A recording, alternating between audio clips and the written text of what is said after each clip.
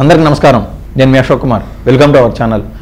గత ఒక్క నెల నుంచి దాదాపు నెలపై నుంచి కూడా ఏదైతే ఈ యొక్క రాజ్యసభ సీట్లు ఖాళీ అయినాయి వాటికి సంబంధించి ఎవరెవరు ఆర్ కృష్ణయ్య గారు కావచ్చు, బేద మస్తాన్ గారు కావచ్చు, మోపిదేవి వెంకటరమణ గారు కావచ్చు, వైసీపీకి సంబంధించిన 10 మంది రాజ్యసభ ఎంపీల్లో 3 అయితే రిజైన్ చేయడం జరిగింది.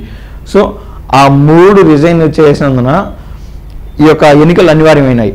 ఆ ఎన్నికల్లోకి ఎవరు రాజ్యసభకి అర్హులు, ఏది మన కూటమి ప్రభుత్వంలో అధికాధికంగా ఎమ్మెల్యేలు ఉన్నందున ఆ 3ని ఫిల్ చేయాల్సిన ఆవశ్యకత ఈ కూటమి ప్రభుత్వం పైన ఉంది. దీని ఎస్టిమేషన్లో భాగంగా మనం చాలా పేర్లు తీసుకొచ్చాం. భాష్యం రామకృష్ణ గారు కావచ్చు, అదేవిధంగా దేవినేని ఉమా గారు కావచ్చు, గల్లా జయదేవ్ గారు కావచ్చు, ఇట్లా హేమహేమీలు అనే వాళ్ళు ఈ రాజ్యసభ ఎన్నికల నిమిత్తం పోటీలో ఉండడం జరిగింది. ఫైనల్గా మనం చెప్పినట్లు ఇదివరకు మనం అనుకున్నాం 3 పేర్లు ప్రధానంగా. ఫస్ట్ అనుకునేది ఏంటంటే నాగబాబు గారు జనసేన నుంచి రాజ్యసభ పోటీలో ఉన్నారు, బై డిఫాల్ట్గా ఎన్నికవుతారు అనుకోవడం జరిగింది. కానీ ఆఖరి నిమిషంలో బీజేపీ ఆ యొక్క రాజ్యసభ సీట్ ఆశించినందున దానికి పర్యవసానంగా నాగబాబు గారికి మన ఆంధ్రప్రదేశ్ క్యాబినెట్లో మినిస్టర్ హోదా కల్పిస్తూ ఆ యొక్క నిర్ణయానికి అయితే చంద్రబాబు గారు, పవన్ కళ్యాణ్ గారు రావడం జరిగింది. దానికి సంబంధించిన బ్యానర్లో ప్రధాన ఐటమ్ వేసినారో చూద్దాం.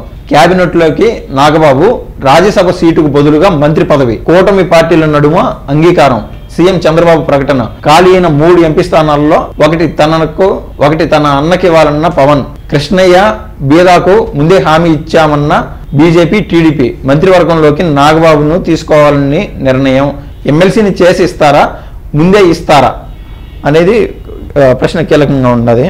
దీనికి సంబంధించిన అప్డేట్ ఏంటంటే ఆ 3 రాజ్యసభ ఎంపీలు ఏవైతే ఖాళీ అయినాయో టీడీపీ ముందే బేద మస్తాన్ రావు గారికి ఇస్తాము రాజ్యసభ అని చెప్పడం జరిగింది. సో వైసీపీ నుంచి ఆయన టీడీపీలోకి రావడం జరిగింది.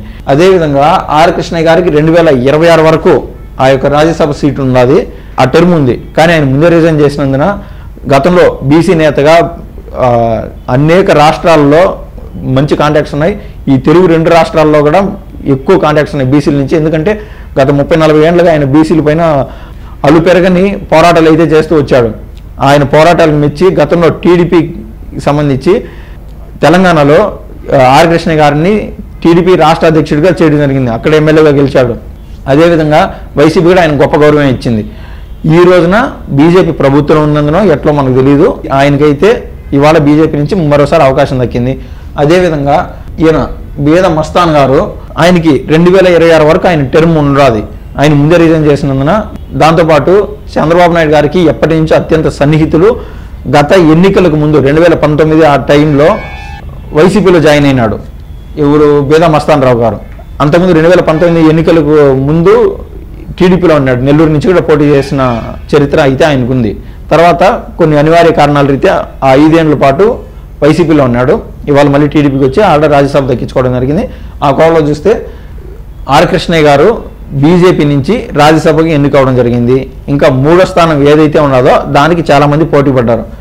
ఈయన సానా సతీష్ అనే ఆయన కేంద్రంలో చాలా పలుకుబడి ఉన్న వ్యక్తి. కేంద్ర పెద్దల దగ్గర కావచ్చు, అనేక రాష్ట్రాలకు సంబంధించిన వ్యవహారాలపైన ఎక్కువ లాబింగ్ చేయగల శక్తి, సామర్థ్యం ఆయనకు సొంతం అంట. దాదాపు 10-15 ఏళ్ళ నుంచి టీడీపీకి బ్యాక్ ఎండ్ నుంచి ఫుల్ సపోర్ట్ ఇస్తూ వస్తున్నాడు రకరకాలుగా. సో ఆయన సేవలు గుర్తించి టీడీపీ ఇవాళ ఆయన కూడా రాజ్యసభ సీటు ఇచ్చా గౌరవించింది. ఈ మేరకు చూస్తే ఆ 3వ స్థానంలో సానా సతీష్ కావచ్చు, లేదా ఆర్ కృష్ణయ్య స్థానంలో నాగబాబు గారికి రాజ్యసభ సీట్ అనేది అనివార్యంగా కనిపించింది. సో బీజేపీ ఇన్వాల్వ్ అవ్వడం వల్ల అది దక్కలేదు. అయితే మనం చూసినట్లయితే ఈ యొక్క న్యూస్ కూడా మెగా కాంపౌండ్కి ఆనందం అయితే తీసుకొచ్చిందని అయితే చెప్పగలను. ఎందుకంటే గతంలో మనం చూసినట్లయితే చిరంజీవి గారు కేంద్ర మంత్రిగా పనిచేశాడు, రాజ్యసభకి ఎన్నికైనాడు, అంటే ఒక మంత్రి. తర్వాత అదే తరుణంలో పవన్ కళ్యాణ్ గారిని చూసినట్లయితే ఆయన కూడా ఒక మంత్రి. ఎందుకంటే ఇవాళ మన ఆంధ్ర రాష్ట్రానికి డిప్యూటీ చీఫ్ మినిస్టర్గా ఉన్నాడు, ఉప ముఖ్యమంత్రిగా ఉన్నాడు. ఇంకా వాళ్ళ సోదరుల్లో ఒకరైనటువంటి నాగబాబు గారు, ఆయన కూడా ఇవాళ మంత్రి అయ్యే ఛాన్స్ ఉంది కాదు, మంత్రి చేస్తారని దాదాపు ఖాయమైంది. సో ఒక తండ్రికి 3 బిడ్డలైనటువంటి 3 అన్నదమ్ముళ్ళు సినీ ఇండస్ట్రీకి సంబంధించిన వాళ్ళు, ఇది అరుదుగా జరిగే ఒక గొప్ప ప్రక్రియ. 3 మంత్రులు అవడం మెగా కాంపౌండ్లో చాలా ఆనందం అయితే ఇవాళ తెప్పిస్తోంది. ఇది ఇవాళ ఉన్నటువంటి ముఖ్యమైన అప్డేట్. మరో విషయంతో మరోసారి మీ ముందుకు వస్తాను. ధన్యవాదాలు.